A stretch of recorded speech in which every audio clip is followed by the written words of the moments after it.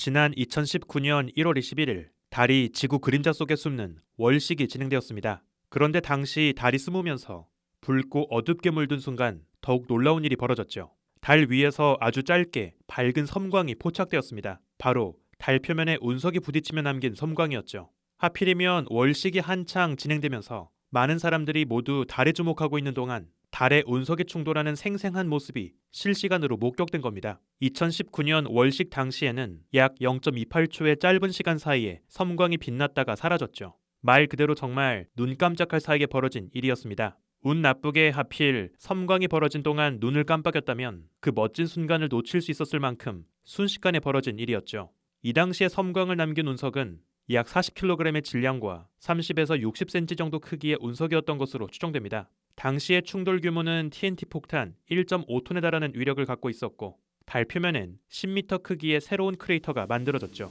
평균적으로 매년 달 표면에 10m가 넘는 크기를 갖는 크레이터는 140개 이상 만들어지고 있습니다.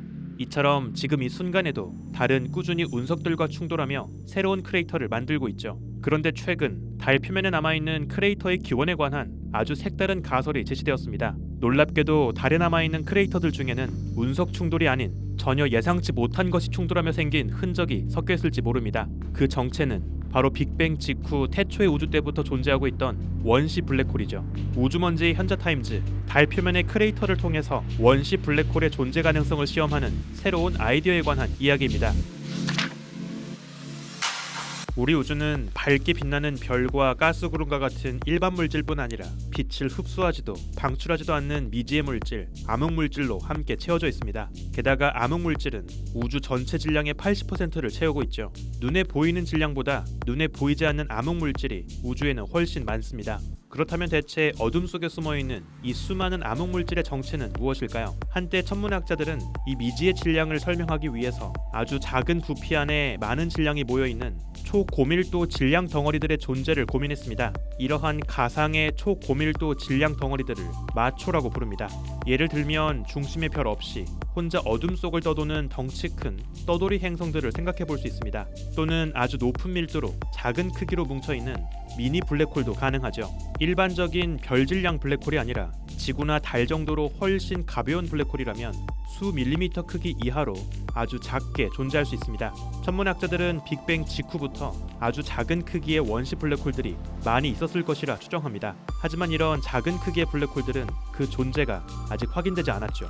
블랙홀치곤 상대적으로 질량이 많이 가벼워서 주변 시공간에 남기는 흔적이 크지 않기 때문입니다.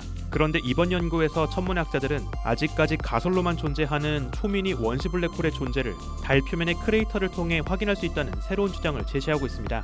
평범한 돌멩이, 운석들이 충돌할 때 남기는 크레이터와 원시 블랙홀이 부딪히며 남기는 크레이터는 그 모습이 다를 수 있기 때문이죠. 보통 운석이 충돌하면 납작한 바가지 모양으로 둥글게 크레이터가 만들어집니다. 충돌과 함께 사방으로 튀어나간 파편들이 쌓이면서 크레이터를 감싸는 둥근 벽이 만들어지게 되죠. 또 이렇게 분출된 파편들이 다시 주변에 떨어지면서 그 주변의 작은 크레이터들도 함께 만들어집니다. 또 달에 충돌한 운석이 아예 달을 뚫고 통과할 수는 없기 때문에 충돌 직후 크레이터 중앙엔 작게 솟은 봉우리도 함께 만들어지죠. 하지만 아주 작은 원시 블랙홀이 충돌한다면 이와는 다른 모양의 크레이터가 만들어질 수 있습니다. 이번 연구에서 진행한 고해상도 시뮬레이션에 따르면 이들은 곧바로 달을 뚫고 관통해서 지나갑니다. 그래서 더 깊게 파인 크레이터를 만들 수 있죠. 또 운석 충돌 때와 달리 사방으로 튀어나가는 파편의 양도 많지 않아서 크레이터 외곽에 쌓이는 먼지의 양도 그리 많지 않습니다. 블랙홀은 달에 부딪혀도 그대로 관통하기 때문에 크레이터 중앙에 작은 봉우리도 남기지 않죠. 실제로 달 표면의 세밀한 지형도를 보면 중앙에 봉우리가 솟아있지 않고 주변의 작은 크레이터나 높게 쌓인 파편의 흔적을 보이지 않는 수상한 크레이터들을 간간히 발견할 수 있습니다. 이번 연구에서 천문학자들은 바로 이러한 독특한 모양의 크레이터들이 어쩌면 평범한 운석이 아니라 원시 블랙홀들이 충돌하며 만든 흔적일 수 있다는 새로운 가설을 던지고 있죠. 이번 가설에 따르면 달에 부딪힌 원시 블랙홀은 그대로 달을 관통해서 반대편으로 뚫고 지나가게 됩니다. 따라서 달에 처음 부딪힌 부분뿐 아니라 그 정반대편의 표면에도 비슷한 규모와 형태를 갖는 크레이터를 만들 수 있죠. 그리고 바로 이 사실은 이번 가설을 입증할 수 있는 중요한 도구가 될 수 있습니다. 먼저 달 표면에서 수상한 크레이터를 하나 발견하면 정확하게 그 정반대편의 달 표면에서도 비슷한 형태의 크레이터가 존재하는지를 확인해 보는 겁니다. 동일한 원시 블랙홀 하나가 달을 관통하면서 연이어 만든 크레이터라면 서로 정반대편에 있는 두 크레이터의 규모나 형태는 아주 비슷할 겁니다.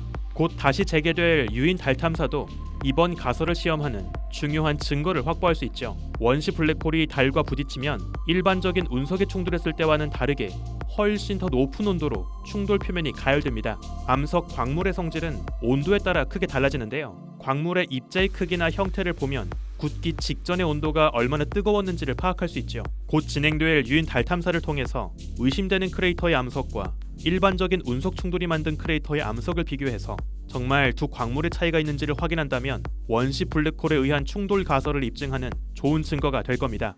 정말로 태양계 전체들과 우주를 떠도는 미니 블랙홀들의 충돌이 벌어지고 있다면 달뿐 아니라 수성, 금성, 화성, 목성과 토성의 주변의 위성들, 그리고 우리 지구에서도 이런 흔적들이 남아있을 겁니다. 우리가 단순히 평범한 운석의 충돌이었다고 생각한 사건들도 그 중엔 원시 블랙홀들에 의한 사건이 섞여 있는 건 아닐까요?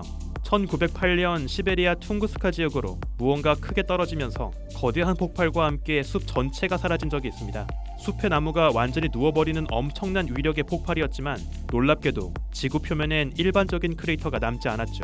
게다가 충돌 지역에는 일반적인 운석의 크레이터보다 훨씬 더 많은 철 성분들이 발견되었습니다. 이 때문에 오랫동안 천문학자들은 그저 철 성분을 다량 함유하고 있던 소행성 하나가 지구 대기권에서 공중 폭발했을 거라 추정했죠. 하지만 어쩌면 통구스카의 숲을 날려버렸던 당시의 폭발의 진짜 범인은 우리 지구를 관통하고 지나갔던 원시 블랙홀이었던 건 아닐까요?